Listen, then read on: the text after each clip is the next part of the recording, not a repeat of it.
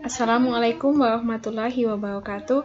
Saya Lilis Cahyani. Saya akan menjelaskan tentang model pembelajaran problem based instruction. Nah, yang pertama itu latar belakang.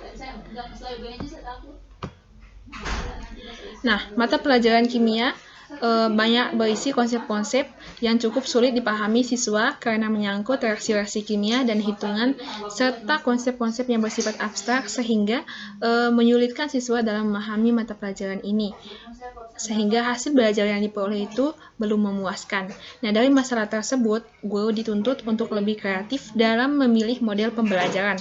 Nah, salah satu model pembelajaran yang dapat diterapkan untuk menumbuhkan keterampilan sains siswa adalah pembelajaran berbasis masalah, yaitu menggunakan pendekatan problem-based instruction. Nah, apa itu problem-based instruction? Nah, problem-based instruction atau dalam bahasa Indonesia dikenal sebagai pembelajaran yang berbasis masalah dengan model pembelajaran yang menekankan pada interaksi antara stimulus dan respons yang merupakan hubungan antara dua buah arah belajar dan lingkungan. Nah, lingkungan memberikan masukan kepada siswa,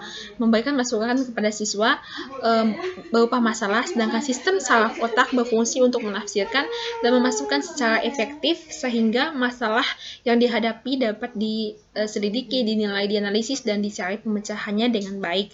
Nah, pengalaman siswa yang diperoleh dari lingkungan akan menjadi bahan dan materi guna memperoleh pengertian serta dapat dijadikan sebagai pedoman tujuan belajarnya. Nah, selanjutnya ada ciri-ciri dari problem-based instruction. Nah, yang pertama itu pengajuan pertanyaan atau permasalahan. Nah, di sini guru atau siswa dituntut untuk mencari permasalahan. Pengajuan permasalahan itu bisa berasal dari lingkungan yang bisa mereka amati secara langsung, baik itu secara langsung maupun dengan video, audio, dan juga media-media lainnya. Selanjutnya ada keterkaitan dengan disiplin ilmu lain. Nah, artinya di sini pembelajaran kimia ini, di sini di problem-based instruction ini ada keterkaitan antara pembelajaran ini dengan ilmu matematika, fisika, biologi, sosial, dan lain sebagainya, agama. Seperti itu. Selanjutnya ada penyelidikan otentik. Nah, penyelidikan otentik ini adalah di mana siswa melakukan analisis, mengidentifikasi masalah, mengembangkan hipotesis, meramalkan, mengumpulkan dan menganalisis informasi, melakukan eksperimen serta interferensi dan melakukan kesimpulan. Nah, selanjutnya menghasilkan karya dan memamerkannya. Nah, dari apa yang sudah di langkah 3 ciri-ciri ketiga tadi, maka di sana siswa diajukan untuk menghasilkan suatu karya dan juga memamerkannya, atau misalkan suatu laporan, dan juga mereka bisa mempresentasikannya seperti itu. Nah, juga ada collaboration. Nah, kolaborasi di sini artinya di sini siswa itu dibentuk dalam tim-tim di mana mereka akan bekerja sama dalam menemukan masalah serta menemukan jawaban dari masalah itu sendiri. Nah, selanjutnya ada kriteria problem based instruction. Nah, yang pertama, materi pelajaran harus mengandung isu-isu yang mengandung konflik yang bisa bersumber dari berita, rekaman video, dan lain sebagainya. Selanjutnya, materi yang dipilih adalah bahan yang bersifat familiar dengan siswa, sehingga siswa dapat mengikutinya dengan baik, seperti itu. Selanjutnya, yang ketiga, ada materi pelajaran yang ditetapkan merupakan bahan yang berhubungan dengan kepentingan orang banyak, sehingga pemanfaatannya sangat bagus. Selanjutnya, ada materi yang dipilih adalah bahan yang sesuai dengan tujuan dan kompetensi yang harus dimiliki oleh siswa dan sesuai dengan kurikulum yang berlaku. Selanjutnya, materi yang dipilih harus sesuai dengan minat siswa sehingga siswa dapat merasakan dan juga dapat tertarik dalam mempelajarinya. Nah, selanjutnya ada langkah-langkah dari problem-based instruction. Nah, yang pertama itu adalah orientasi siswa pada masalah. Seperti yang saya sampaikan tadi, yang pertama itu pastinya siswa harus menemukan masalahnya. Entah itu mereka dapat mengambil secara langsung, baik itu melalui video, audio, dan lain sebagainya. Nah, selanjutnya ada mengorganisasikan siswa. Nah, dalam artian di sini siswa dibentuk dalam satu tim kecil atau kelompok yang sehingga mereka dapat menemukan masalah juga dapat memecahkan masalah itu sendiri secara bersama-sama.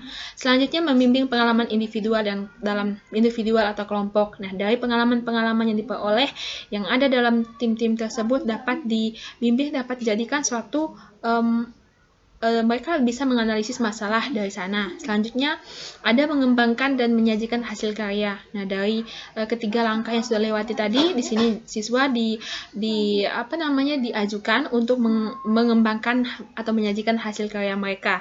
Nah, selanjutnya menganalisis dan mengevaluasi proses pemecahan masalah. Seperti itu. Terakhir, mereka bisa menganalisis lagi apa yang sudah mereka lakukan, mengevaluasi lagi apa yang sudah mereka lakukan dari masalah-masalah, dari langkah-langkah yang sudah mereka lakukan sebelumnya. Nah, selanjutnya di sini ada kelebihan dari problem-based instruction. Nah, yang pertama itu mengembangkan pemikiran kritis dan keterampilan kreatif siswa. Pastinya di sini. Yang kedua, dapat meningkatkan kemampuan memecahkan masalah pada siswa dengan sendirinya, tentu.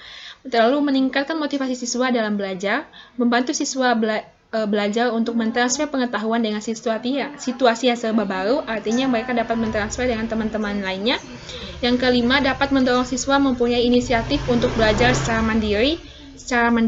Yang keenam, mendorong kreativitas siswa dalam pengungkapan penyelidikan masalah yang telah siswa lakukan. Selanjutnya, model pembelajaran ini dapat meningkatkan kemampuan berpikir kritis, menumbuhkan inisiatif siswa dalam bekerja, motivasi internal untuk belajar, dan dapat mengembangkan hubungan interpersonal dalam kerja kelompok.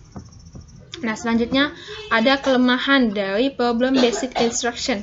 Di sini ada 4 poin kelemahan dari problem-based instruction.